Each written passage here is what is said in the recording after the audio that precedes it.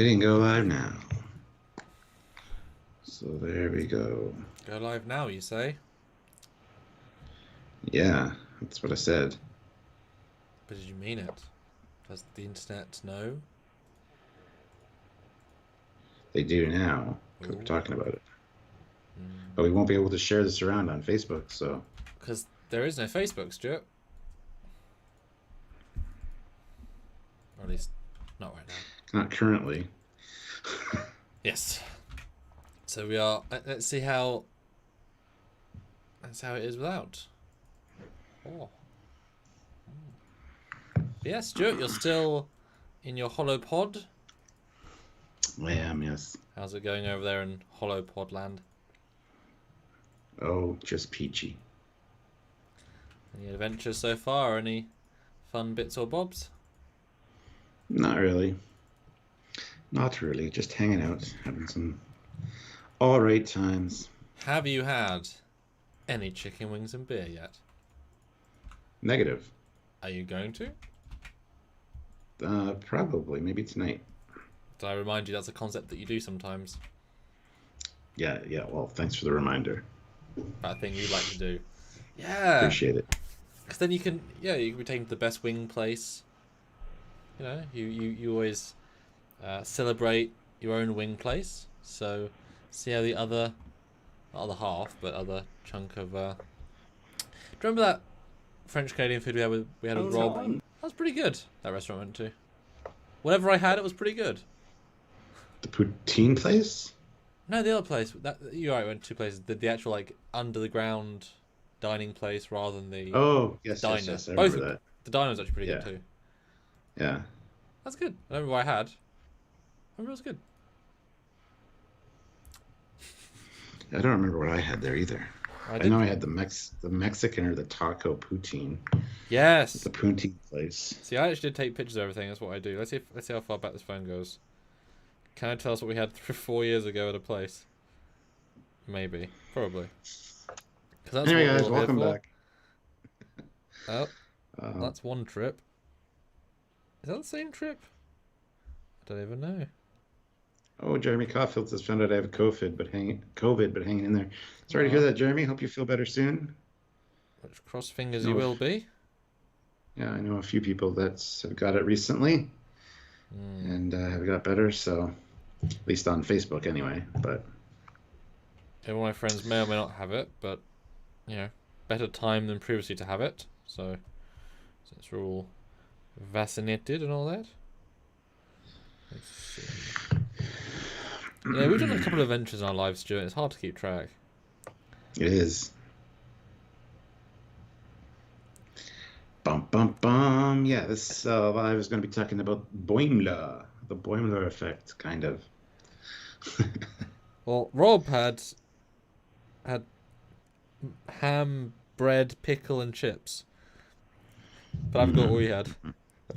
Wow, thanks, past me. You really saved my bacon there. God. Didn't help at all. There you go. Sorry. Yes. Hi. What a thumbnail, eh? All the Boimlers.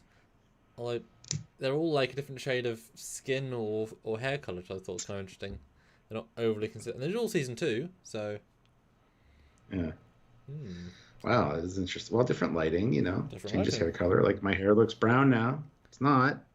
It's very much as you're keen to remind people. Oh, yeah. Every time anybody draws an avatar of me, they give me brown hair. I'm like, the fuck is wrong with you? My hair is not brown. They watch hundreds of hours of you, and they're like, he's got brown hair. It's clearly blonde. It's dirty blonde, and Ashley's got some gray in it now, so it's more of a... Yeah, so stop making me brown hair, guys. It's a real pet peeve of mine, because I do not have brown hair. I never have. I've always been blonde, blonde, blonde. I used to be, super blonde back when I was young. Sorry. I'm done ranting now. Are you, though? Are you ever really done ranting? No. Guys, weird. You can't say go share it around, because I can't go anywhere, Stuart. So I'm going to listen to your spiel live. Give your spiel. I'm just going to listen. All right, guys, as you know, super chats are a great way to support the channel and help us out. If you can do so, please do so, because we do read them all on air. We pride ourselves on that. So if you're able to, we really appreciate that. You can also send us a PayPal at trekyards@hotmail.com. Just let us know in the regular chat that you sent it, and we'll read your comment or question via your email. And don't forget, you can also join the channel. If you're not subscribed, subscribe. But beside the subscribe button, there's a join button. Check that out. You can select your rank starting at commanders. You can instantly be the same rank as Samuel there. And you can go all the way up to Federation President. That's a monthly way to support us. Or you can head on over to Patreon/Trekyards. That's another monthly way as well. And of course, all the fun links down below. We got Eagle Moss codes. We got the Teespring store, the TeePublic store. And the TeePublic store has been doing great, guys. So you guys are really loving the merchandise. So we're going to let you know when there's sales. There's a few sales coming up in October, so we'll let you know when those are going on. But take a browse, click the link, take a browse, see what you want, and then when I let you know that there's a sale on, it's usually about 35% off, and it's a really great deal. Good. So, yeah. So check out the store and help us out any way you guys can. We really appreciate any and all ways. But super chats during these lives are one of the best ways, as you get to have your voice heard, read on air, and you get to converse basically real time with us, which we really appreciate. So, and that's my spiel. We'll just wait for Samuel to get back from sharing now. It's just on my phone this time. I just on Marie. So I was sort of sharing a good Trekyards word just to one person by text. But that counts, right? Oh, well. Yeah, I said yep, talking about a character on the live. So I was sharing it. There. There we go. Yeah, one person doesn't count, man. Unless she can share it around on Facebook, but she can't. Facebook's broken around the world. And it's great because I was doing messages, like I was checking things, and I literally told you as it was down. So I noticed in like 2 minutes. I told you, and you're like, and then, yep. It looked like it was working for a second here, and then nope. So I was like within a minute, actually, or 2 minutes of it going down, which is quite. Oops. Yeah. We were just finishing off a long old recording session, so. Yes, ma'am. I mean, sir. I mean, whatever. I mean, 32. Supreme Commander. Actually, don't sure. You? Yeah. Oh yeah. Well, that was just for one thing. You can't live there, Samuel. You can't live there. You're saying I can't bring the live continuity. You say I can't bring the edited content into the lives. Is that what you're saying? That's right. That's right. This is real life, man. 42 people here, 37 likes, guys. Hit that like button if you haven't already. That's another great way to help us out, just by hitting that like button. It's free, and we really appreciate it. Share this around on all your social media, like Facebook and Instagram, all the things that aren't working currently. You can try. So yeah, I suggested this topic because he's been a curveball character, and I thought it was worth a little discussion as we get to the end of the season. Because it's fair to say he's kind of a butt of the jokes character? Yeah, absolutely. But then aren't they all butts of the jokes as well? Not really. Nobody makes fun of Tendy. Nobody makes fun of Rutherford. Mariner just picks on Boimler. And Boimler always gets stuck in the situations like in the last episode where, sure, he got 100%, but at the end he had 8%. And that's kind of the official record. He gets caught in those situations, you know? Okay. So I was kind of thinking they but the joke, I guess though, is Tendy's clearly a bit crazy. That's one of her gags. Rutherford is, I guess he doesn't have too many jokes. Then Mariner's, not as with it. But yeah, I guess, yeah. Especially in universe. I guess him and Ransom and Billups. 3 white men. Pattern. Yeah. General Grievous. Sam likes big butts of jokes and cannot lie. You other brothers can't deny that when a joke walks in with a... I don't know, I'll just stop now. When a Jedi walks in with an itty-bitty lightsaber, General Grievous slashes him down. Oof, nice. Yes. Nice. TXR away. 10 pounds. Thank you so much. It's a great way to kick off the Super Chats today. Boimler has really grown as a character. Mariner has become more likable, yet sassy, funny, and less OP. her helping Boimler to get a drink after releasing him from the pod was a nice touch. Yeah. I love how they've kind of done the switcheroo on Boimler and Mariner this season. It seems like Boimler is more on the ball and Mariner is more in the background. So, I mean, I guess his time on the Titan really did him favors for his determination and his confidence, as we saw with the Borg simulation. So, in terms of Mariner, I think part of what it is that now she's in a more stable place with her relationship with her mother and therefore the ship in general, because they represent the same thing. And so without her having to rebel as much, she doesn't have to act out as much, which means she's not having to go against the sake going against. Without her just actively going against the sake of it. Yeah. She's more supportive and more general rather than pushing it, every situation to the nth degree. And then yes, Brad definitely more with it. I don't know how well it was timed for 3 months, did I say? 3-4 months? I think it was 3 months, yeah. But if he's given bridge duty a lot of the time, you're going to see a lot of stuff in those months. Just working with Riker, at least abstractly, like you're going to gain a lot of experience just from even a few weeks with him. And suddenly playing in the big leagues, because jumping from the lowest totem pole to on the highest totem pole, you're going to just do things, be things, see races, and even just meeting other races is going to give you experience that will be useful. So I can imagine, something having dinner with an Andorian delegate and just having those intercultural conversations. Rutherford and Tendi don't get opportunity very often, and so they aren't growing in the same way. Yeah. Yeah. But is Boimler the most talented, though? That's what we're here to discuss. I mean, I think Mariner probably is the most talented out of all of them. If we're talking about the 4 ensigns, that's pretty much what we're talking about here. I think Mariner is the most skilled still. She does have some Black Ops training under her belt. Yeah, even though she says she doesn't, she actually said in season 1 that she did Black Ops missions with the Klingon guys. So she has done Black Ops. I think they were Grey Ops. I think that was pointed out to us previously. Well, still, she still kicks ass. She does. There is ass and it is kicked. Yeah. Yeah. I mean, Rutherford hasn't really impressed me at all with his engineering skills. He hasn't been given the opportunity, I don't think. That's a really interesting point. Yeah. Actually. I mean, he helps Billups fix an engine, but Billups fix the engine. Exactly. That's a really good point, actually. Huh. And Tendi's just trying hard to impress Dr. Tiana. And that meant once taking a shuttle and going to get her box. But other than that, Tendi hasn't done much either, honestly. So it's interesting. It's a pretty simple answer. Mariner, then Boimler. And interesting, I'm sure we'll talk about the entire crew then to kind of use the time. Fair then to say that Rutherford got a bit more focus in season 1 than Tendi, and now Tendi's had more than Rutherford? So I can think of all the Tendi subplots more than Rutherford's this season. Yeah, Rutherford really hasn't had that much, actually. And given it a full mental wipe, you think that would be an important part of any story? But it's muted entirely, almost. So just think of the Badgie episode, and Tendi almost got that with the... Well, no, she did with the Orion episode. But Rutherford hasn't... I mean, he got his 1, I guess, but it was just dealing with last season's, memory loss.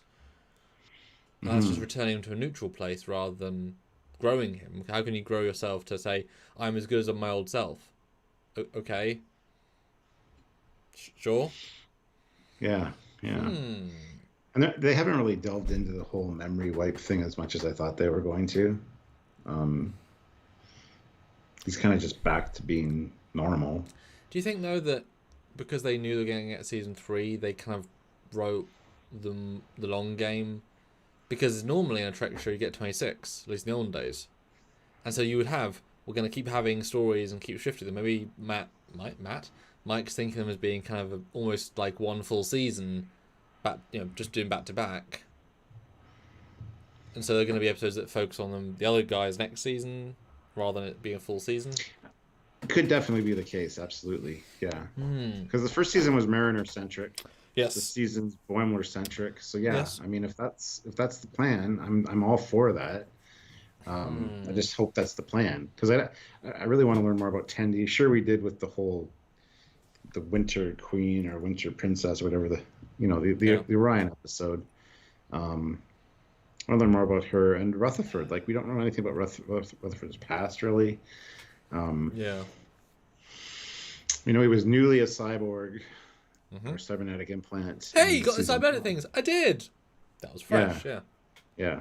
So we don't know how that happened, unless they did tell us and I missed it, but I don't think so. No, they weren't overly here's all the information. Otherwise, the Tendi stuff wouldn't have been a reveal, etc. See, it would be cool to send him into a situation where he's got to repair something in a Jeffries tube, like a overloaded plasma conduit or something, and he gets in there halfway and he just PTSD just stops, because that's how, and he remembers that's how initially his accident happened. So to learn something about how that came about would be interesting, and they could do it in many different ways. So, but yeah. I mean, that is the problem with this sort of 10-episode arc style. There's only so much time you have, and they want each episode to have a nice, strong A-plot. But it would feel probably odd if you gave Tendi by herself an entire plot, because she's not necessarily strong enough character, because you haven't built her up yet. Whereas for 26 episodes of 40 minutes, you can give Ensign Crusher a full episode, and you can do a lot with that, and you feel as if it's meaningful. Well, TXRWay throws in another £5. So thank you so much. Thank you. They need to give Rutherford and Tendi more to do. Red Dwarf is a good template for Lower Decks. The crew in that works best when they are together. Yes, I would totally agree with that entire statement. It does have a Red Dwarf kind of feel to it too. So some, yeah. Chicken Vindaloo, and orange soda. Yeah. Fish. McCurdy. Mike Curry. Never mind. That's my bad. Shut up. Don't make fun of me. Mercury is yeah. But in terms of, I mean, Mariner's obviously she's very good at what she does, but if she's 10 years older than Boimler, which is a fair bet, then part of why she's better is because she's had training in those 10 years. He has not. He was fresh out of the academy, so of course he wouldn't have the martial arts training, of course he wouldn't have the Black Ops training, of course he wouldn't have X, Y, and Z. So that's the only disparity, because she should be a lieutenant junior grade at the very lowest, lieutenant as a probably. Yeah. I don't think she's 10 years older than him. You keep saying that. I think she's maybe 5 years at the most. But yeah, with the 5 starships she served on. That being said, if one of them was the Enterprise when she was a kid, as Major Grin has kind of surmised, and that would explain why she knows Riker and stuff. Yeah, I think 10 years might be a bit much. It's within a normal possibility, but I don't think there's that much of a difference between them in age, personally. Well, let me find you a conclusive, because they've only given us one bit of information that's kind of conclusive now. Yeah, that'd be good to know, actually. I can give you at least a really close estimation. Just chat to the audience for a second. E.R. Mixon's craziest theory says the accident must have happened on Vulcan, since his original implant was Vulcan, and Boimler was counting that as one of the planets he'd been in the pilot. Well, maybe, yeah. I think they replaced it with a Vulcan one too, which is stupid. But and I mean, there'd be Vulcan implants not on Vulcan because they're interesting and powerful. Yeah. Don't know why it'd be. Yeah. And Eugene throws in 2,000 rubles, so thank you so much, Eugene. Boom. Is that even a question? Yes. We even got hard proof last episode. Of course, of him, it's been a long road getting from season 1 to here. Things he lacks now are sufficient confidence and support from his peers and command staff. Yeah. And it's going to be interesting to see how the transporter clone of him is when we see him again. Like, is he going to be another rank up, like promoted? That'd be kind of interesting. I mean, he's Black Ops trained all of a sudden. Yeah, something like that would be.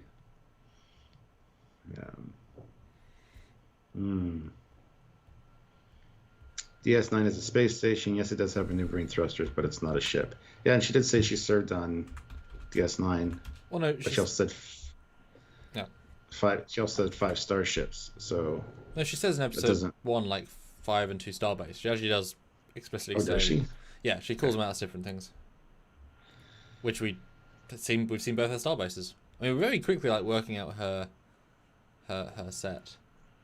Yeah, I don't think they're making it up as they go. They definitely had a plan for where she's been. So yeah, for sure. Okay, so Boimler was within a year of the Cerritos for being fresh when he joined the ship. Agreed. And that was 2380. So bomb. So that's the start point. Mariner, to have known Worf on DS9 means he had to be on DS9 too. Well, he left DS9 at the end of DS9. So the very... Assuming she joined the crew like 1 month before the end of the season, which is not likely, but let's assume, and then she got to know Worf quick enough. That was 5 years before. So at the lowest, if she was an ensign assigned from the Academy to DS9, then she'd be 5 years older than Boimler at the absolute earliest. But if she was new Riker, then you can't imagine she was, if she was on DS9 for any amount of time, exception that we've had before. Yeah, but like we said, she could have known Riker as a kid on the Enterprise. 100%. She doesn't say she served on ships, 5-star ships. She's been on 5-star ships. No, I think she said served. I forget the wording. Pretty sure it was served. I forget the wording because we talked about that quite a bit in season 1. Well, I can find the scene and hope YouTube won't kick us for the audio. So it's minimum 5 years, assuming she was an ensign straight into DS9 at the end of the war, which does not seem likely. So it's going to be at least, I would have said like season 4 at least. Yeah, in the first season, Boimler says he and Mariner are the same age, but it doesn't make sense given her past. Well, they're not the same age, so he can't. If she can't have said on 5 ships if he's only been at the Academy. It depends when he joined the Academy too. Like, people aren't rolling out of high school into the Academy. I know that. I'm just saying you can join the Starfleet Academy at any time. Look at TNG. You've got lieutenant junior grade. People that are like 60 years old in sciences. Sure. Like they joined late in life. Well, no, I assume he just didn't get promoted. He didn't want to be promoted. I assumed he was in Starfleet for 60 years and just that was a grade rank he wanted. No, I don't think so. I mean, there's no evidence either way, so it's the first interpretation. Mark Lawrence, $5. Thank you. Why do I feel like I was cheating on you guys? Was hanging out with JP of Egotastic Fun Time yesterday and went to Jay Lee's performance. Amazing piano. Oh, man. JP's cool shit. He loves that Orville. No worries. Yeah. Oh, he's a good guy. Alright. I have to do it quiet so they don't hear. And Ozzy, yes, we know she was on 5 ships. We've been saying that. Also, don't forget that women lie about their age. Good point here, Mixon. I got trapped in a sentient cave on 5 ships. I was demoted and transferred to the Cerritos. Well, I did it. While he's listening, I'll check some. Ships, We have 64 people watching with 59 likes, guys. Hit that like button. Let's get to 75 likes if possible. And yeah, I mean, super chats are going well so far, so keep it up. That would be great. He was just being a dick. You've been on what? 4 planets? 5, if you include Vulcan. Of course I don't include stupid Vulcan. You may as well count Earth. I was counting Earth. Yeah, I don't want to talk and bug him for listening to the How about you thing. follow my lead, and maybe we'll get out of this alive. Ensign Boimler to Okay, so 5 ships, no mention of star bases, and apparently she was demoted the year before. She was a lieutenant on a previous ship, which was the... What did she say? She served on 5 ships, or she's been on 5 Served. ships? Served, okay. So was Kino was the last one she was on? The Kido. It's the Olympic. So that was 1 year ago. Don't know how long she served on that, but if that, obviously it doesn't matter if she was wearing first contact uniform or not, because that was everyone's wearing those that aren't that sort of ship. But why would an Olympic make first class for first contact? Well, it doesn't matter. They did. Don't know. I'll have to ask my man when we talk about him. Yeah. It's just one of those mysteries, man. It's frustrating. Yeah, I think 5 to 10 years older than Boimler is a safe bet. I think 10 years is starting to push it, though. Yeah, so he graduated the year before, so it would have been, yeah, so 5 years, 5 or 6 years with that. So 6 Well, years. we estimated too that she could just be saying she served on 5 ships, even though she's been on 5 ships growing up with her mom as a captain, and her dad is an admiral now. Her dad would have been a captain earlier on. So we made that speculation too. Like she's been on 5 ships. If you're trying to impress people, yeah, I've served on 5 ships. Maybe not necessarily 100% the truth either. Right? I mean, it's easy enough to look up her service record, I suppose, but If only we could. exactly. I mean, we did see it once, but it was literally scribbles. Yeah. George Mangrum throws in $2. Hey. Mariner's classmate already made captain. That was Ramsey. That's yes. true. And that you don't make That is captain in true. 5 years. You do if you're in the Star Trek Online universe. So you make captain just in gotta one day. God damn. Just get a ship. Hey, you're an ensign. Sweet. I mean, even Kirk got the Enterprise in 2009. Come on now. See, that's really annoying, yeah, because even 10 years would be too quick to get captain. A human being captain at 28, 32 would be young. Well, I mean, it's supposed to be Ramsey- war, sure, but Ramsey knows, who's best to get under to get captaincy, I what, guess. to find the pen so they can help sign the you gotta form? Drop the pen. You got to get under the desk. I don't want to say anything else because Because Boimler's staring at you. He is, you Yeah. can see him. judging me. His eyes are right there. Yeah, that's true. Yeah. Oh, that's tricky. Because my gut is just 10 years older, and that lets you do all the things in between. You just meandered for 5 years, promoted for 5 years, and then let it all loose. Mm-hmm. That's just my... Because, I mean, what's the difference between 20 and 30-year-old in Trek medicine? I mean, none, you assume. Yeah, hardly anything, actually. But do you think... So, say the 6 years is right. Say she was on DS9 in Season 7 and got to know Worf quite quickly.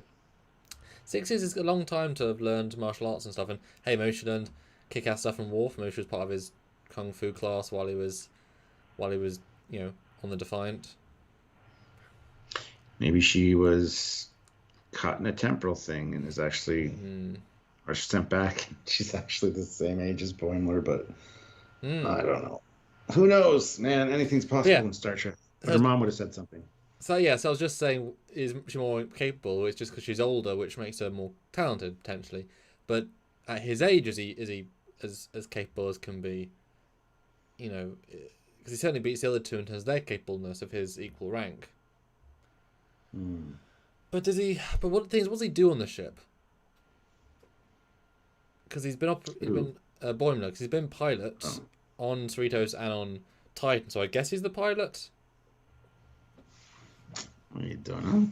Because that's the only thing we've seen him do. The rest of it's been fixing a shuttle. The pilot could do that.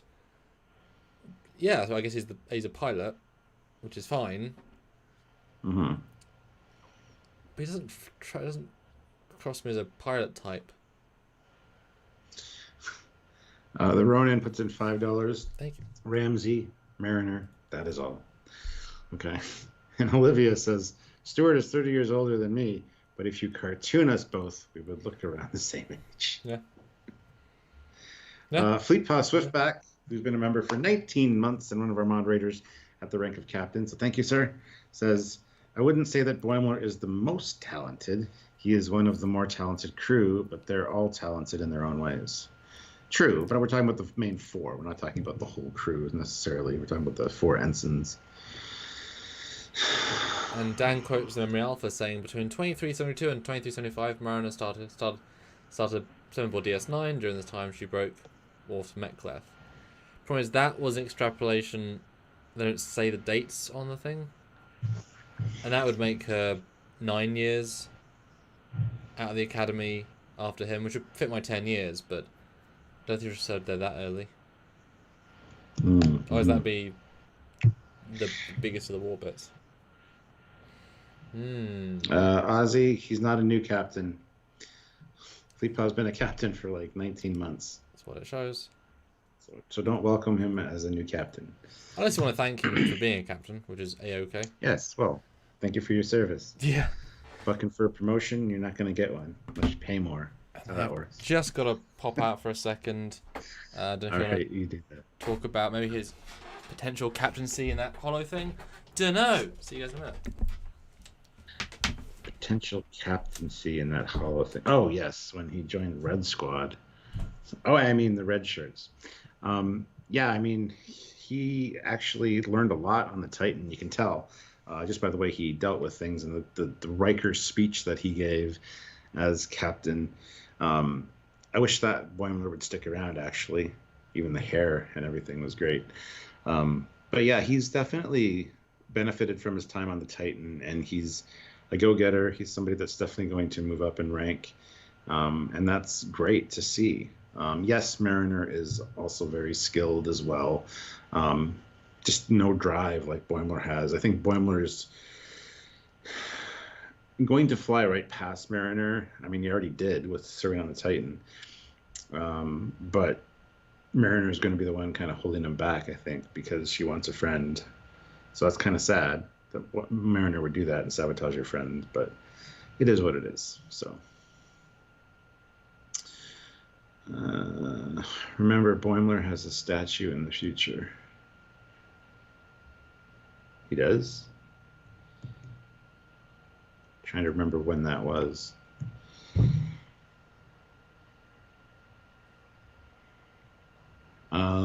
Yes, Ronan, I agree. He's on track to be a great officer.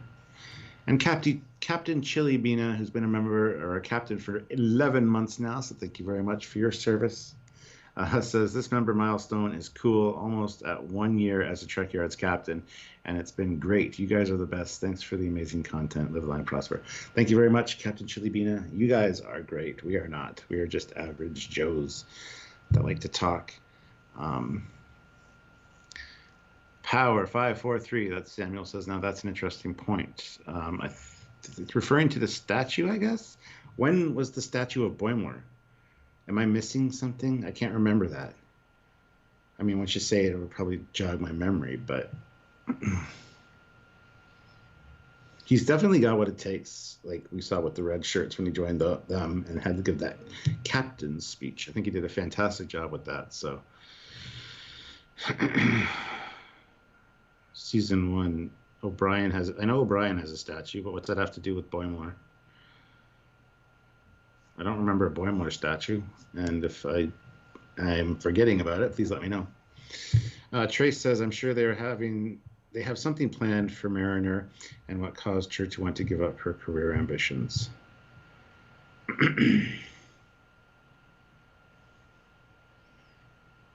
Was the same episode as they had the statue of O'Brien when they were talking about the Boimler effect.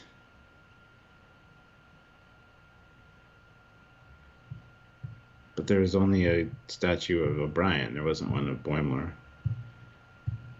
He got like a plaque. No, the point right before. I don't remember what the point right before was, Samuel.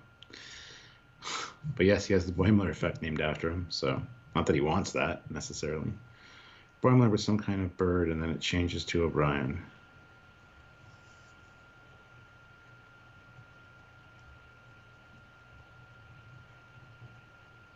Okay, I don't remember Boimler having a statue, but I could be stupid because that does happen sometimes. Anyway, Samuel, I don't know what point you're talking about, so I'm gonna have to wait till you get back to talk about it. Let's see what we got stats wise here. We've got 67 people watching with 73 likes. We're almost at that 75 like goal, guys. Hit that like button if you haven't already. Let's try it. Let's aim for 100. I mean, if you're new to the stream, you're just coming in, by all means hit that like button. Let's get those up. At the end when they were in class. Yeah, I remember, but I don't remember a statue of Boimler. Why would there be a statue of Boimler?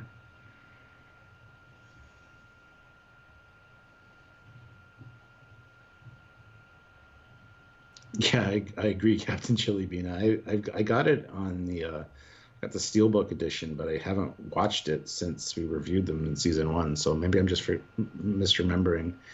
I just don't remember that. So I remember the statue of O'Brien, obviously, but Samuel will come back and tell me that I'm an idiot, and that's fine. But you guys don't get to tell me that I'm an idiot. That's not your job.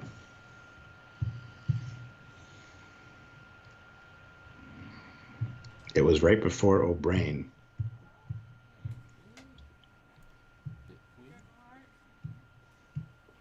I don't know, Olivia. Do you even spell? That's not how you spell O'Brien. Because of the Boimler effect, he has a great bird of the galaxy on his shoulder. Hello. I feel like I need to do some digging for the statue, eh?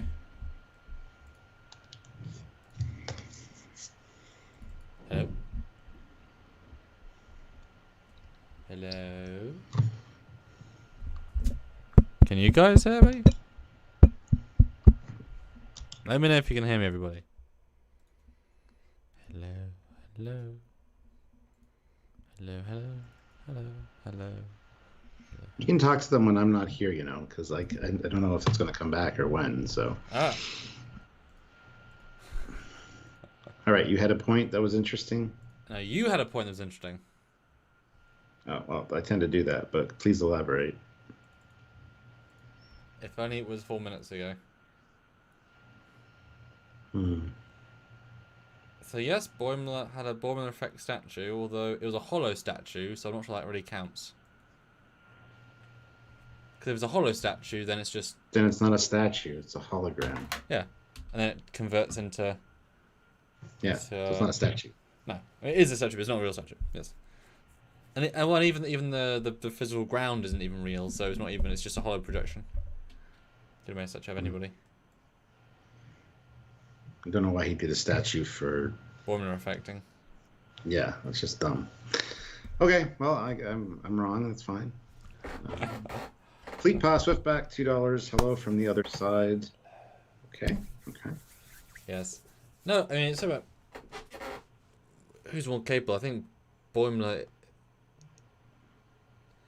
Obviously, he's literally the only person that can do the buffer time, which is already a statement of something about him is the best in the ship. Scientifically proven to be best in the ship. His multitasking abilities, which would imply to me he would be good at the Commander Riker style job, dealing with all of the personnel stuff, which is a very vital job. Like as is already in his personality set. I mean, the Boimler effect's not something he doesn't want to be remembered for necessarily, so I think he would do anything to, you know, get over that, which he has done. I mean, honestly, he shouldn't have been demoted, and he shouldn't have been sent back to the Cerritos. Sent back to the Cerritos maybe, but demoted just because you have a transporter clone, I thought was really stupid. I mean, was there a reason for that, Stuart? No, there really wasn't. No, there really wasn't. Yeah, they just had to have him not be on the Titan, or at least, well, one of him not be on the Titan. I mean, it's a funny gag, but yeah, there was could at least given a reason. I mean, it makes sense for Riker, for Thomas Riker to be a different rank, because he didn't serve in Starfleet for a number of years when he was stranded on the planet, so that makes perfect sense. Yeah. He wasn't Commander Riker as soon as they beamed him aboard and they demoted him. So I don't know if they were trying to mirror that kind of situation, but it definitely doesn't translate. So. But I'm sure, like you say, the other ones will be like Lieutenant Commander all of a sudden. It's like, wow, really? Huh. Or like you said the entire time, could be a pack-led something, subterfuge of some kind, which I'm still holding out hope for. Because that's the thing. 2 episodes left, Stuart. We're basically at the end. So there should be this big payoff, this big pack-led... well, maybe it is a 2-season... Maybe it's going to be, maybe it's going to be a 2-season arc. I'm thinking of all the scenes that we haven't seen yet from this season on. The one is with them with the Hawaiian shirts running through the hall, and there's another one with a pack-led ship attacking. Bird of prey. Yep. Yeah. So. That's true. Actually, let me look at the trailer right now because I have it right here. What we're still missing. So something explodes. A planetary body explodes. That's cool. Of course, it's fun to go back and see everything we've seen now. Yeah, and the context that it's actually supposed to be in. Yeah, absolutely. Cerritos going off to some pack-led ships, getting shot at by pack-leds. Yep. Dance competition. Or do we have the dance competition joke? Don't think so. Yeah, I thought it was just in the trailer. Okay, dance competition where she throws the shoes. Sergeant Montgomery says they simply didn't have a lieutenant slot available on the Cerritos. Well, then put me on a different bloody ship. That's stupid. That's the stupidest reason I've ever heard. And also, that if it was, that should have been given as a reason. Because I could sort of buy that. Like, he says, he said, Lieutenant Boimler, you need to be demoted to ensign. Well, you got two choices. Do you want to be lieutenant or a new ship or an ensign on the Cerritos? And I'll take ensign then. Like, that would have been poignant. More sense. That I want to be back with my friends. Then it would have been okay. But I can imagine there's only so many lieutenant slots because you can't have that. Well, that's why they say people didn't get promoted. That's why Ensign Kim or Harry Kim didn't get promoted on the Voyager. There's only so many slots and so many rank positions, and you can't have like a ship full of lieutenants. Yeah. So. Well, do you really think anyone out around the crew got promoted except Tuvok? Tom Paris. Well, he got demoted, then promoted to the same rank, so it's not quite the same thing. Only Tuvok got actual promotion. He should have been demoted, and then Harry got promoted into his slot, and then he couldn't get promoted again. If that's the way you're going to play that. Paris. Because Harry Kim definitely deserved a promotion for dying and everything. Well, how it goes. But yeah, you can't have, because the lieutenant in theory has to have more responsibilities, and at a certain point, it's like inflation, isn't it? If you're promoting people with no discernible difference in what they can do, the rank by definition always means nothing, because it comes with specific. That pip means something. It means I've got all these other jobs, but there's nothing else. Everyone's got their role, and obviously Harry added more to his own role by being astrometric, etc. That's great, but because once you promote somebody, you need to promote everyone else in theory at some point. And like you say, once you've got 13 lieutenants, none of which have any other jobs, and at a certain point, you might think, should the lieutenant be cleaning the transporter buffer residue? No. It's like, well, then don't ask to be promoted twice. Now, as soon as Harry gets home, he should be promoted. That's when that becomes a logical thing. Like, flat promotions for half the crew, he gets double promotion, boom. Hopefully. Okay, happy... There's a happy something day, like happy, like Captain Picard Day style banner. Haven't had that yet. So there's not a lot left. Yeah, had that. SVS Guru 2000 puts in €5. Starfleet told Riker to get rid of one of the Boimlers because having two at the same time was too complicated. Doesn't explain the demotion, though. And that's the thing we're worrying about, Yeah, we understand why they're not both serving on the same ship. That's just stupid. But, sent into the Leonov or Copernicus. Also a Klingon fight in a bird of prey bridge potentially, or a Klingon ship bridge. Oh, nice. Oh, the Ren Fair people running through the corridors in the exercise gear. A Vulcan lady running through Troy's skimpy outfit. That's pretty much... Oh, an asteroid getting blown up. That's cool.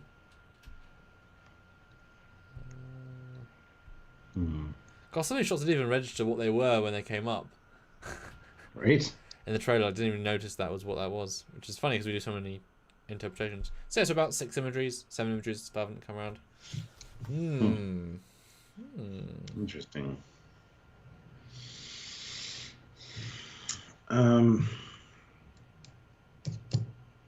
Shit. Trying to remember what I was going to say.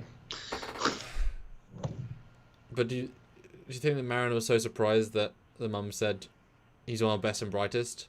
She was genuinely surprised by that. Because what makes her know that he is? Was that before he left, he was already standing out? Or was it now he's back he's standing out with his newfound oomph? Probably that he's back. Plus, she probably read his service record from the Titan. That's true. And saw what he did when he was, over there. That is true. There's probably a lot of screaming at helm, but effective screaming. That's funny. So yeah, I don't know. I mean, maybe that was a deal that Captain Freeman had with Riker. Is like, well, now that there's two of them, can you send them back? Because now that might be a nice twist. Yeah.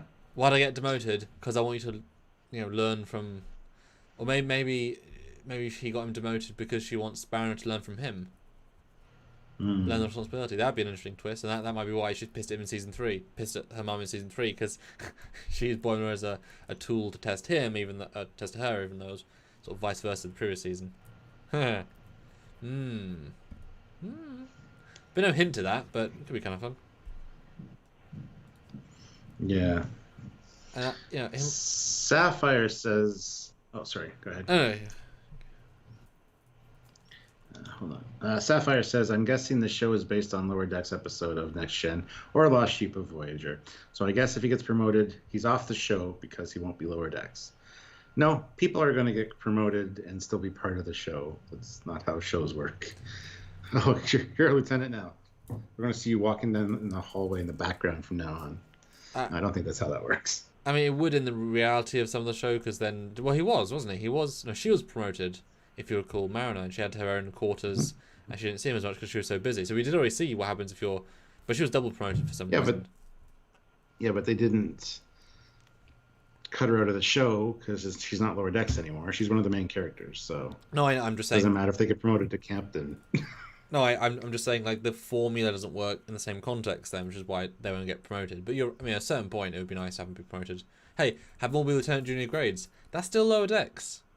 Anyone below the top tier is Lower Decks, surely. Like, Lieutenant Commanders are, Especially on a ship like the Cerritos. Yeah. Now, if there's only, like, 20 lieutenants, 5 Lieutenant Commanders, 3 commanders, 1 captain, okay, fine. Then, yeah, the proportion is, like, 85% ensign. Okay, then fine, yeah, only ensigns Lower Decks, but you would think there would still be a slight mediumarchy besides the hierarchy. Sergeant Montgomery throws in $5 Dang it. And says, maybe Mariner got a sneak peek of the future from Bajoran Orb when she was stationed on DS9. I somehow doubt that. Hey, maybe she saw a future, didn't like it, said I'll be different and not a achiever. Could be kind of fun. A non-destination paradox. She actively avoids the captain's chair at all risks. That's why she also doesn't get thrown out, because she's still destined to be captain. So whatever she does, she can't get thrown out of Starfleet. Be kind of fun. But I like the idea of him on the Titan, what he learned there. We know they were dealing with Packers most of the time, but not everything's going to be a space battle. But what we saw of him in those episodes, yes, the screaming was a worry, but it was quite an octane situation. But the whole joke was he was in a meeting with the crew and he literally didn't know half the stuff they were saying because he was just not well versed. Not because he didn't have the pads to learn about it, it's because they were saying references to their long set of missions that he just wasn't at. So he can only prepare so much. And so if that was every episode, he's out of his depth in every moment. But you'd like to think all the normal ship-to-ship operation stuff he would do quite well at. It's just the mega... it's like watching Babylon 5 how many in the first episode. And people saying, "Oh, Jakar and this." It's like, who? Who is these people? I don't. How can you catch up if you've only seen the first few episodes? So I can. Yeah. Yeah, because actually, thinking back to it, that episode where he got transporter cloned, he was kind of an idiot in the briefing room. It's like he wasn't included a lot. It's like, yeah, she got a little bit more experience, and I think Riker likes him. Yeah, Riker in TNG was pretty harsh on some people for absolutely no reason. If he had his mind made up, I kind of mentioned a few times when we review episodes, it's like he'll like do an eye roll or so he must really like Boimler to keep him around and keep him on the bridge and to give him those chances. Because what was he adding to those meetings except his presence?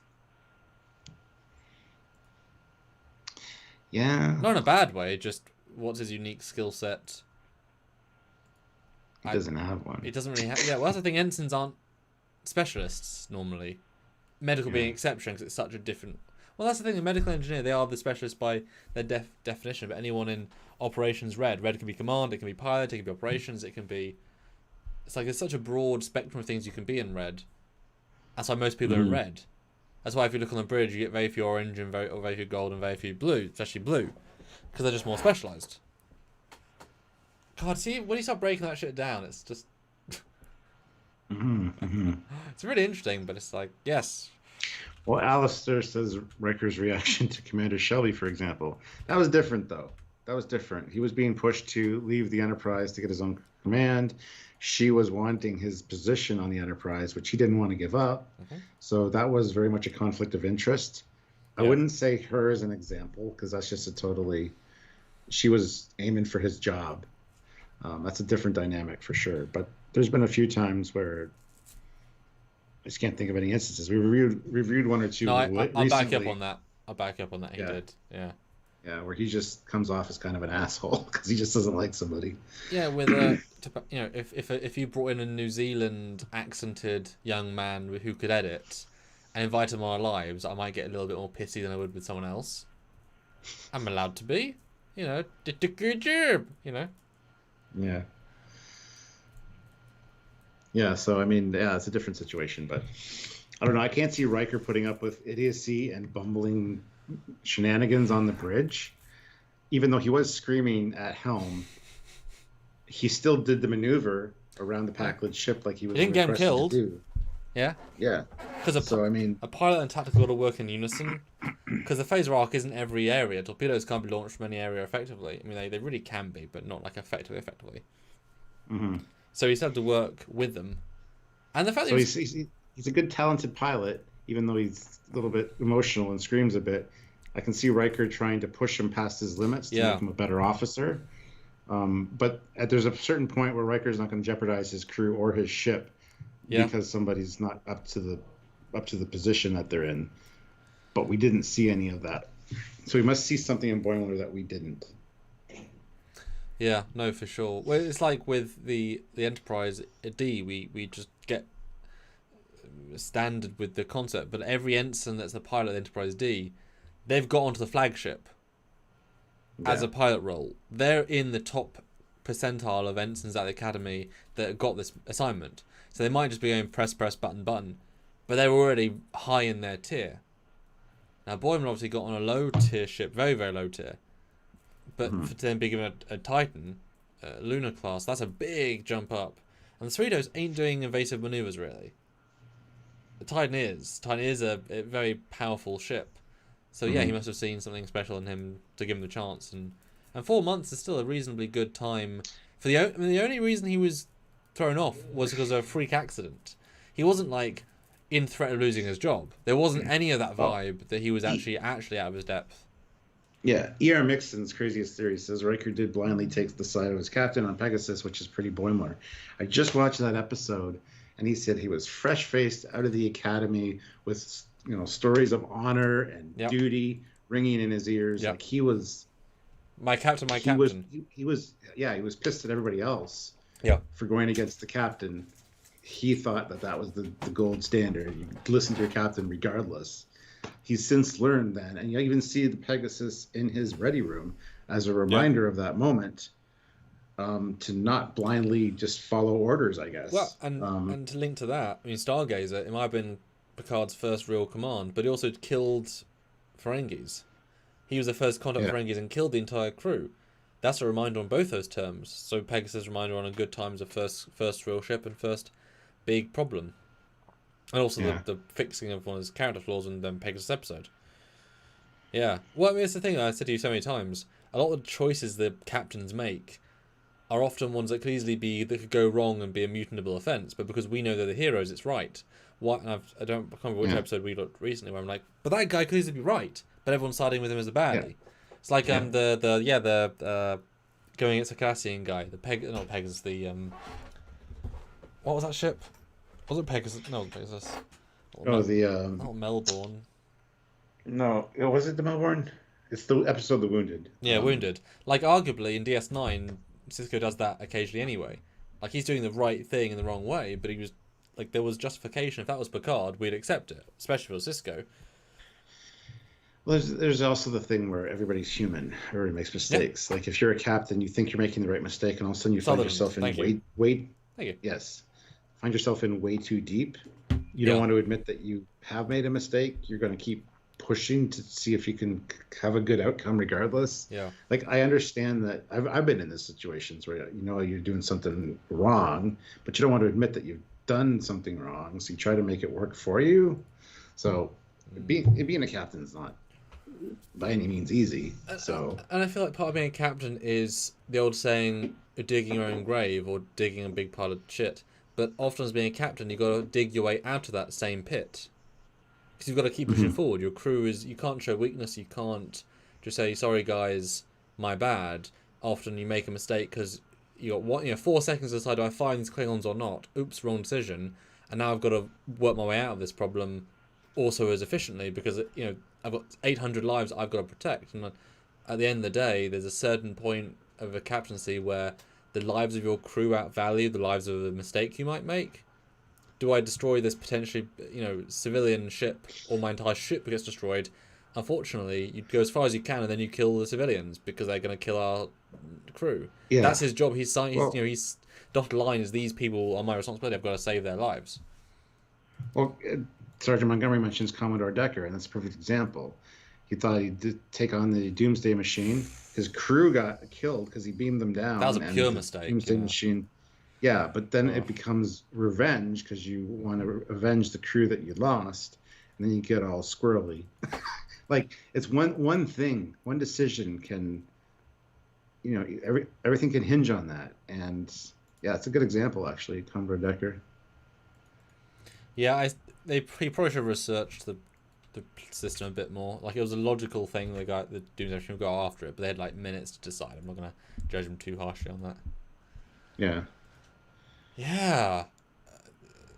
But then to try to be so wanting revenge for the crew that you lost and the mistake you made, it was your decision. You're battling against yourself, and you're also putting the crew of the Enterprise then in danger because you're trying to rectify the mistake. Like, it's a spiral, unfortunately, at that point. And I know that was part of the motivation. I don't necessarily see what he was doing as that. I can see it more as being, it's that as well, but I can see it more as him saying, this thing is too dangerous to be left alive. If we leave, it could go and kill 15 more planets without my protection. So I need to do this. Yes, I want to kick its ass, but actually it's so, it killed my entire crew in seconds. I've got to go destroy it first. So I can see it being partially that as well. Yes, absolutely. It's not so much the revenge destroying element, it's that he's risking this other ship without the forethought hindsight to think about their lives. But if he's already lost a crew, then, he's already lost so much at the hands of this thing, it has to be stopped. So there's, perspective based. Yeah, it becomes the white whale situation. White whale situation. You got singular focus, and you don't really take everything into account like you normally would under normal circumstances. So,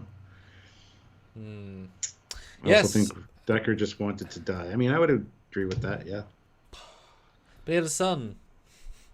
Within Starfleet. Damn it.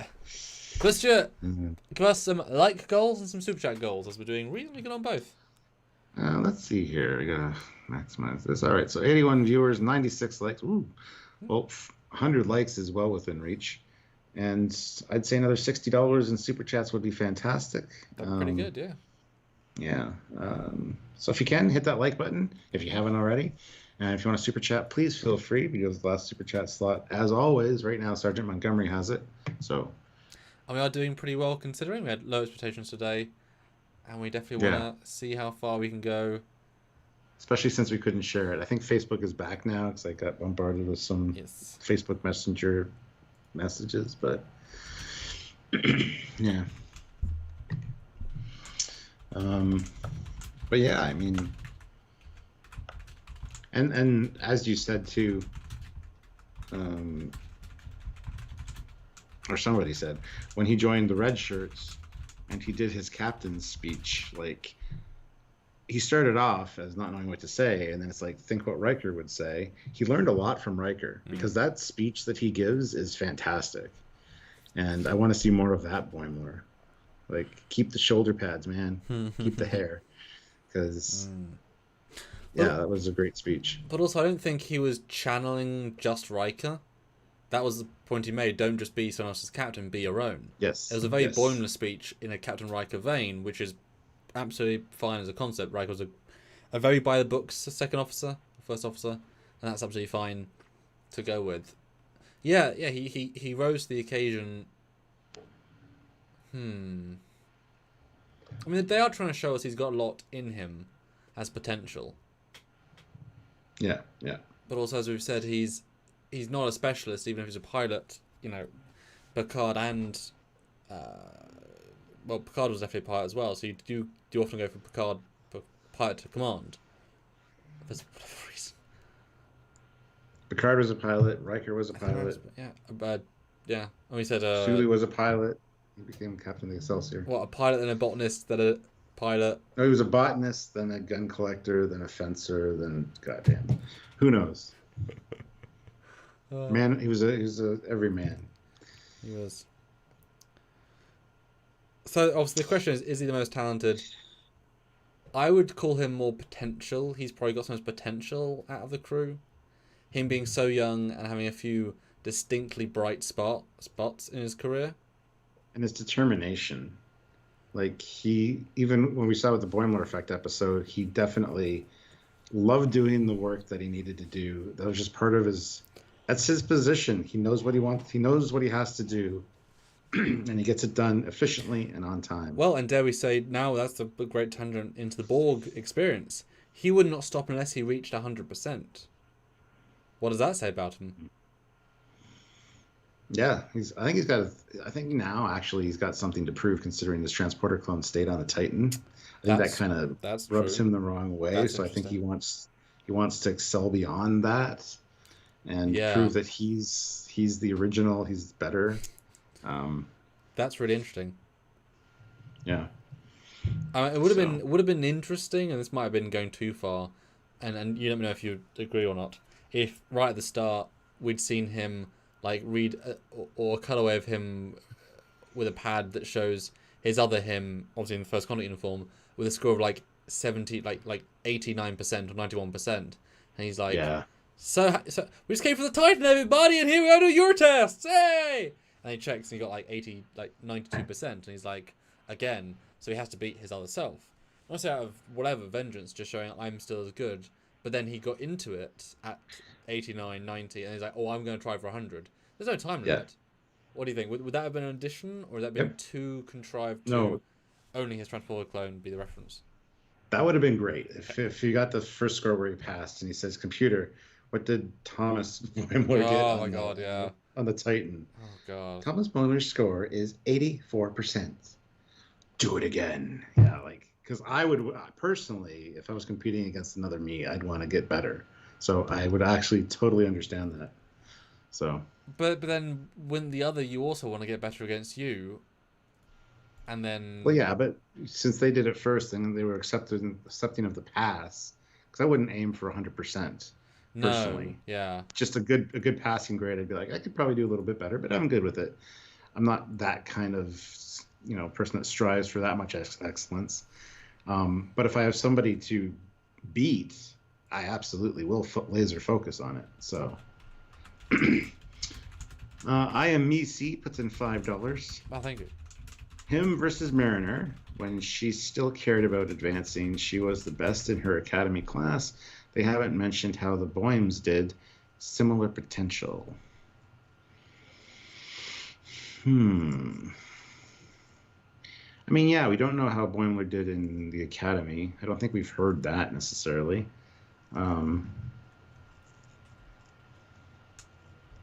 But I mean, he definitely doesn't have didn't have the confidence that Mariner seems to have right now. But we also don't know how Mariner was like right out of the academy either. Maybe she sees a lot of herself in Boimler. Well, I think that's part of it. Yeah. Well, yeah. Well, so we know that she derided him for being such a bookworm, basically, in season 1. But then at one point said, okay, I see hope with you, hope in you that you won't just be that bookworm, that you can go further. I actually made me think, having now seen both seasons, that she saw the potential to be that great officer, not just the normal officer, not just the lieutenant, but higher. And he couldn't achieve that if he was just going by the book. He has to have the extra personality, the extra vibe that a Geordie would have and a Riker would have to kind of excel. And so bringing him out of his wrapped up shell of knowledge into the world of experience, and by pushing him, you create a more well-rounded person. And so while it looks as if she's sort of abusing him, I mean, is it not abuse for an army sergeant to yell at a man and make him walk in the mud? And yes, of course it is, but it's not. It's in the context of what you're doing. So Yeah. had to break him slightly to build him back up. What do you think? I would agree. That might be the case, but I think also we didn't see his time on the Titan really. No. I'm sure Riker had a lot of those, speeches about how About jazz? No. yeah, Yes. everything's about jazz apparently. Oh, did you hear? All the shuttles on the Titan are named after jazz musicians. Stuart, I didn't know that. So you're telling me Right? that all of the Titan's shuttles are famous jazz musicians. Jazz being a musical sport. What? I didn't know that. Where'd you hear No, that? you just told me. But No, I didn't. I didn't know that. didn't know what. Exactly. Sergeant Montgomery, though, who's been a member for 11 months at the rank of captain. Thank Sergeant you very Montgomery, much did for you your know service. all the Titan's shuttles were named after jazz musicians? Final thought. I believe Mariner is protecting Boimler. She knows the future. Why else would she say, "You're my first officer"? She had him reassigned. Okay, if she knows the future, and that's why she's like, he's not ready for that mission, and I don't want to be promoted yet, and yeah, you're my first officer, sure. I don't want her to be that knowledgeable that she knows the future, and that's the thing that props her up. It might be interesting to some degree because there's a lot of time travel stuff in Star Trek, but at the same time, I don't like that. I don't like that. Now, not to say that producers don't mislead, but Mike McMahon did say he's staying away from temporal Cold War and time travel and another thing. So I wouldn't count that chicken yet. Although Area 51 has a great comment. Guys, this just in about the Titan shuttle. Ooh, I'm excited. What? You didn't finish. Area, come on. Mr. 51, come on. Although, Sapphire says, on the flip side, it could simply be love.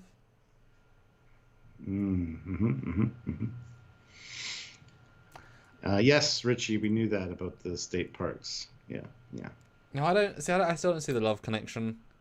Like, it may grow, but they're too brother and sistery. Not to say that you can't have brother and sister kisses like Star Wars. Oh, God. But no, I don't want them to be any kind of romantic relationship. They work better as friends. Like I said, I think Boimler and Tendi have much more of a future together as a couple. So. Yeah, no, for sure. Area 51 says they are named after jazz musicians. What? Mind blown. What the hell? Why would they be named after jazz musicians? That makes no sense in the context of... Challenge. What? For everybody that is shocked by that the USS Titan shells are named by jazz musicians, super chatting $1. Show your surprisedness. Most people aren't going to get this joke that we're doing. But I hadn't even forgotten it. I'm glad you brought it back, because it's a good freaking joke. Oh, it'll be a joke for the next 17 years of Trekyards, I guarantee you. Fleet Pass Swiftback, $2. Jazz, you say? No, really? Jazz? No. Here we go. Now we're getting sidelined. Paul Graham puts in $5. Boim's superpower is cowardly dogged determination. He's afraid people will see him as weak or incompetent, so he fights harder. And then KeplerRecapture.com, which is the website for Paul's Kepler program thingy. But anyway, thank you, Paul. Sergeant Montgomery, $2. Oh, dear Lord. Yes.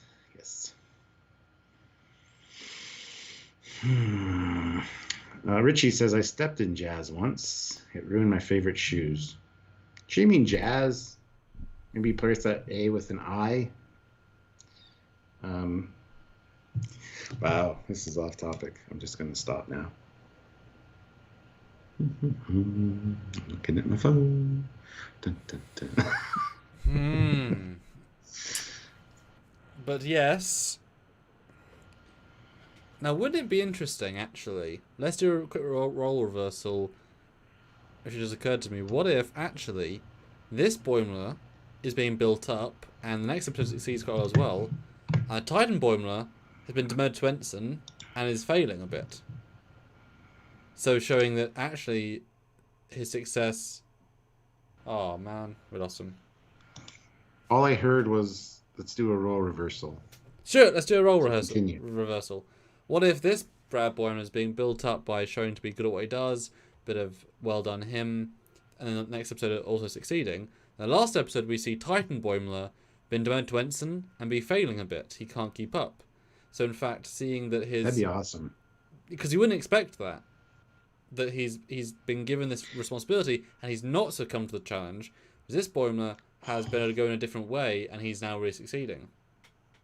That would be a great twist for season 3, where Boimler all of a sudden gets a promotion, but a reassignment to the Titan, and the other Boimler gets a demotion and put over to the Cerritos. So now we have to deal with the other Boimler, which has had Titan experience, but yeah, couldn't quite cut it and was a little bit of a bumbling idiot.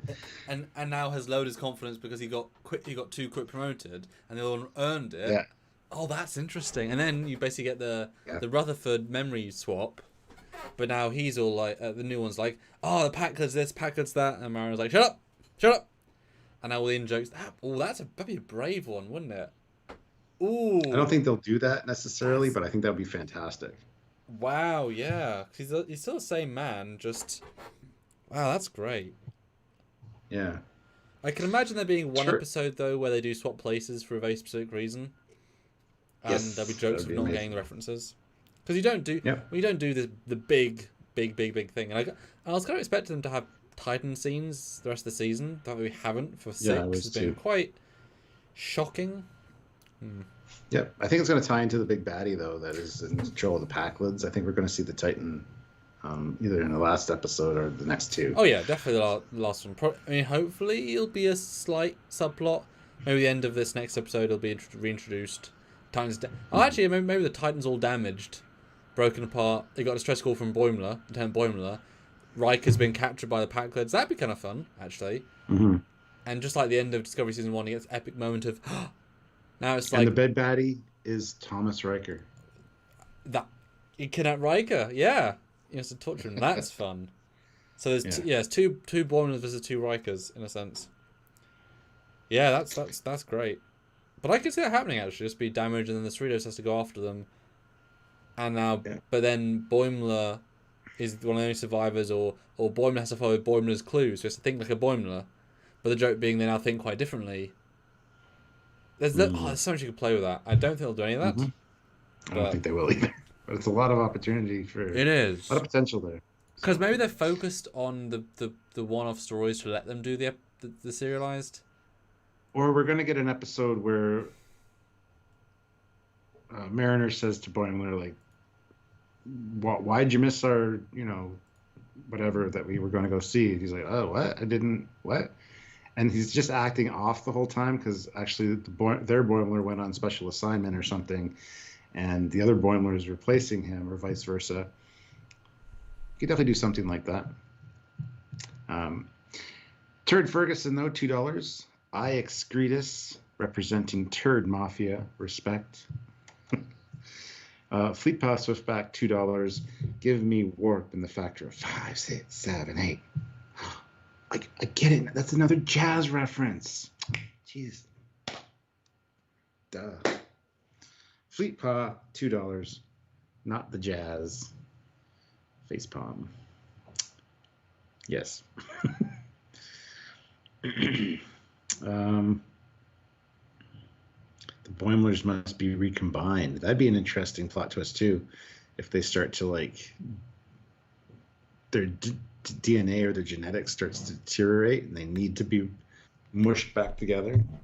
That's that's sad, obviously, but not, because at the same time it's like pulling back together and you get a Tuvix situation. That's why I was just saying. Wouldn't quite be the same as Tuvix, but you'd need to see this new Brad being different, because they're also going to be different people now. Neither one wants to have a fiance or something. Oh my god, can you imagine? Oh my god, yeah.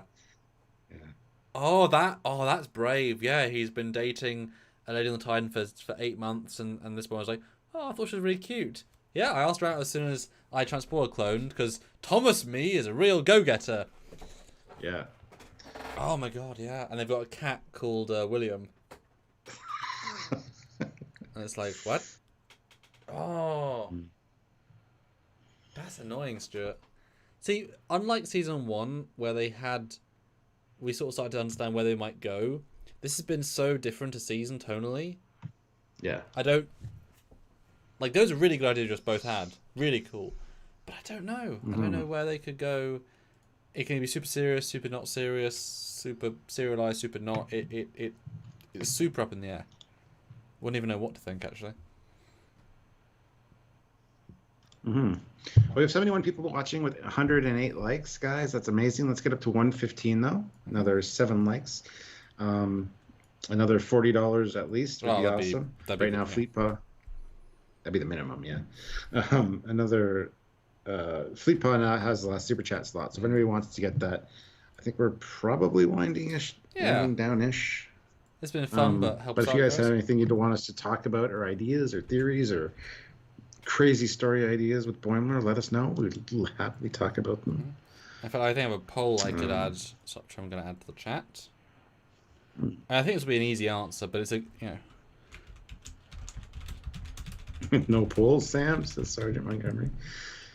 Okay.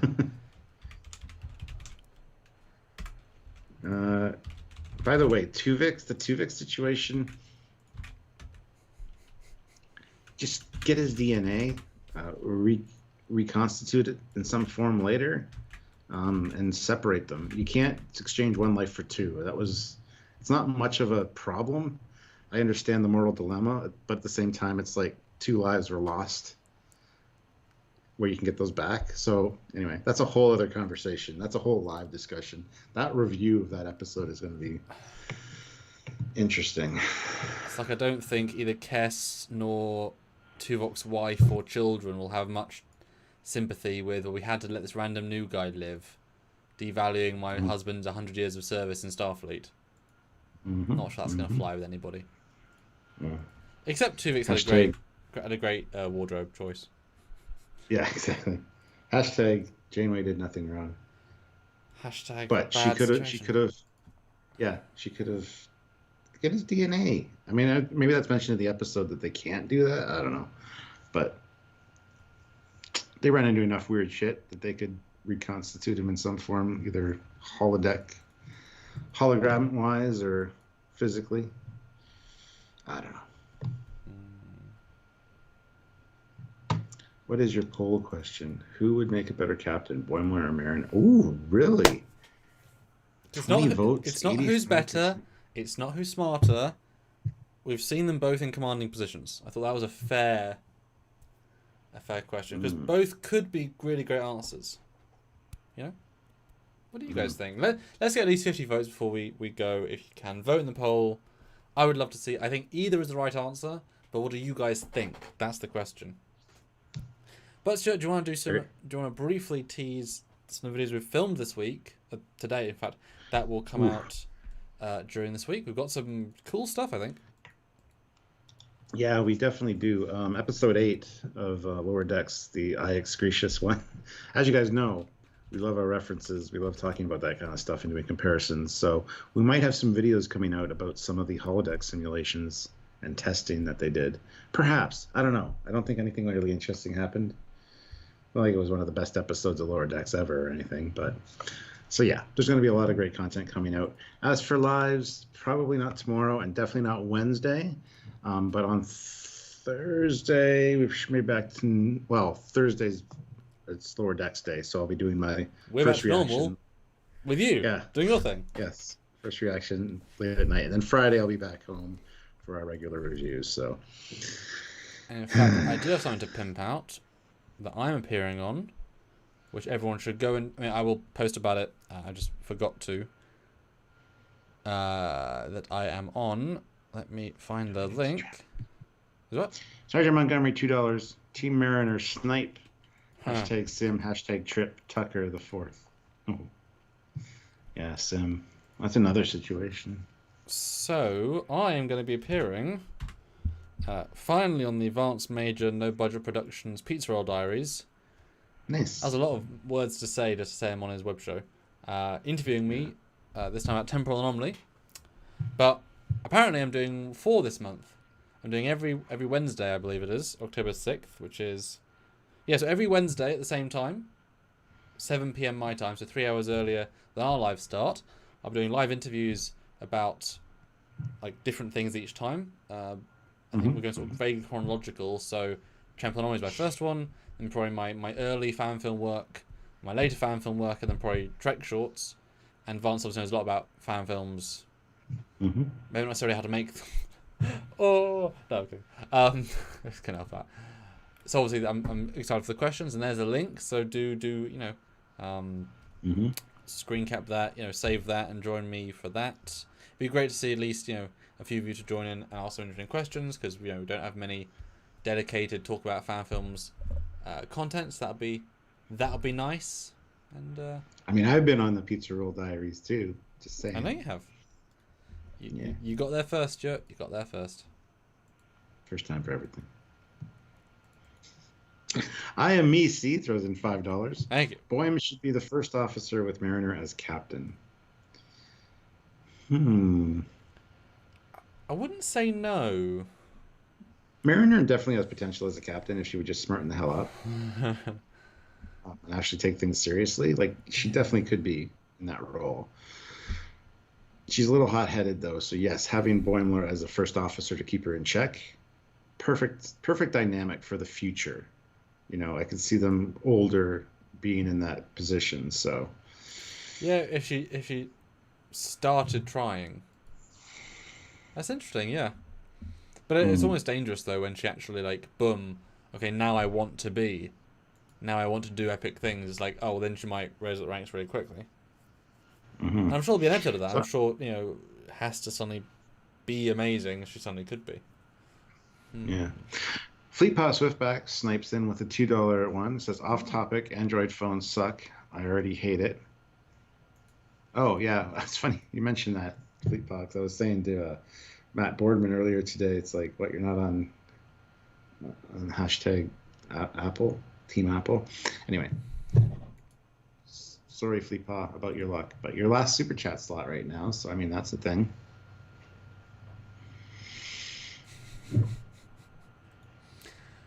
Oh, two more dollars, guys. Right there. Oh, and 8 more votes. Come on, guys. Like on the... Not like. Well, yeah, like. But vote on the poll. And get... Okay. So, $2 more. Yes. Oh, I was going to say 1 more like, but we already hit it. Never mind. 5 more likes, get to 120, guys. 0 more likes. Don't you dare like us anymore. Yeah, Matt Boardman's like, I love my Samsung. Hey, I love my Samsung TV, my 3D TV, but... I know. Not everybody can be right. Some good shit. I know, and you're looking at him on screen right now. Yes. But yes, we've got some cool looking at all the different Holo programs and some more stuff this week. Today was a busy one where actually we filmed them all and I was not in the right headspace to edit them because boy, that was a... Don't get used to it, but I was still feeling that fatigue for a good couple of hours later. Yeah, I was too. It's like, a weird day. I mean, freaking productive was all hell. Like, that was a lot, but like... Yeah. Now I'm okay, but that was a whole thing. All right, let's see. We got Mark Lawrence with $2. Thank you. Here's a twofer. Thank you so much, Mark. But you got sniped out by Matt Boardman with $2. He says, pew, pew, pew, snipe. And Carshep throws in $5. First live in a month because of new work hours. Well, good to see you back, sir. Thank you for joining us. What have you been working as? You doing okay? You doing good? Hope you're doing good. You 5 more votes, guys. 5 more votes on the poll. And Ozzy throws in $2. Okie dokie. Thank you, Mr. President. Dude, you only got 2 more episodes to work out your new catchphrase. Yeah, there's probably going to be something good in the next 2 episodes. At least the season finale will have something good, hopefully. And then we'll be doing our Drunk Yards retrospective. We have to rewatch them all. And definitely have dem alcohols, which I'm really looking forward to because we'll see if the season holds up. And I'm super interested to see our review scores. I think we'll have the same favourites because I think those are pretty clear. But our scores, that's gonna be super interesting. Barely an Yeah. Turd Ferguson throws in $2. Dang it. Snipe, Janeway is worse than Hitler. Prove me wrong. Oof, that's harsh. Hashtag Janeway did nothing wrong. Fleet Pass Swiftback throws in $2. Hashtag Team Trekyards Snipe. Still hashtag Team Apple all the way. Okay, there you go. Deary me. And Carshep says, doing good, moved on to better job. Storage containers, great business. Thanks for asking. Oh. No problem. We care about you guys. We notice when you're not here. We notice when you come back. Like, you have no idea the names the regular names that we know. And the problem is we don't know your real names half the time. So we meet you in person and you're like, hi, I'm so-and-so. Yeah. I've been regular in life for 6 years. Like, yeah. And your actual fake name is? Oh, thank you. How do I know you?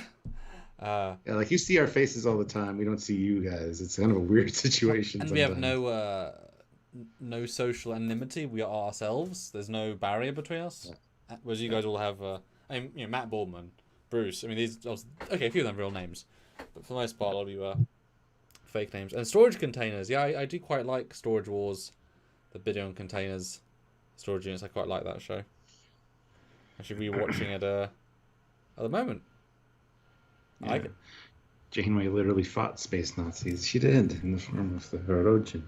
I want the Hirogen back. Richie Apple, no. What? No. Well, one more vote, guys. We want one more vote. Can we get to 74% for Boimler? Or 73%? 28% for Mariner. One more vote. And in the $4 poll. more. $5 more actually to get to a good number. So $5 more. That would be right nice. Now. Fleetpaw, a moderator, has the last super chat slot. Are you guys going to allow that? Should the moderators be able to do that? I don't know. Just saying. And Text Trek there throws in $5 and says super chat to represent Team Android on Samsung. If you don't use Android, you are racist against data, and shame on you. Oh, that's funny. My goodness. And if you hate Apple, then you hate JJ Kirk. Although I would have been... Oh yeah, someone said, what if Badgie was the big bad? I do not think it's out there as a possibility that Peanut Hamper is the big bad. I think that's totally... Infected by Badgie. That'd be amazing. Yeah. Yeah, I couldn't kill everyone the first time, so it wouldn't be hard for a robot to say, I make you guys strong! And you know that the Packlets picked up lore out of drifting out of space. Yep. Last time we saw Peanut Hamper, it was drifting through space. Seriously, that exocomp might be the big bad. Yep, I wouldn't be surprised. It wouldn't be surprising at all. Sergeant Montgomery $1 with the last super chat snipe, I think. And we got the 50 votes. So, who make better captain? 72% Boimler and 28% Mariner. That's an interesting number. Yeah. Cool. I like it. All right, guys. We'll call that quits there. So thank you so much for joining us tonight.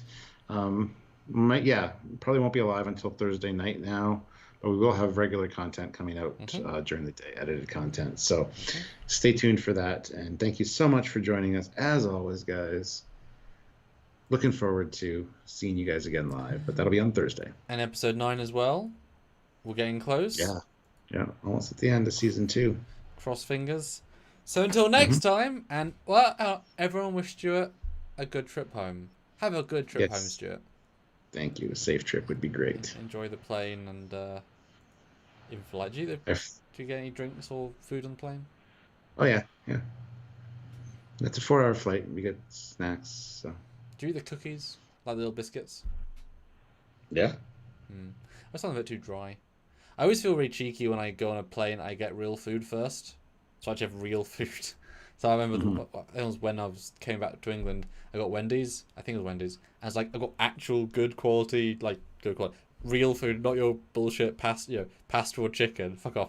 Real beef burger with good shit and a real muffin. Fuck this biscuit shit. But you still ate the plain food. Did I? You better. because it's pretty good. It's not as bad. It's got a lot better. It was garbage, beyond garbage. It was, Depends on the airline, depends on the day, depends on a lot of things. So yeah. But they were never like quality. Just they weren't. Anyway, buy real food on a plane. That's how I ended this live. There we go. Yeah. Yeah, I fly out on Wednesday. So thank you very much for all the safe travels and stuff, guys. Appreciate that. So anyway, I will see you guys on the flip side, Samuel. See you next time. Whenever I see you. And anyway, until next time, guys. He's Commander Cocking. He's kind of Foley. Bye, guys. Bye.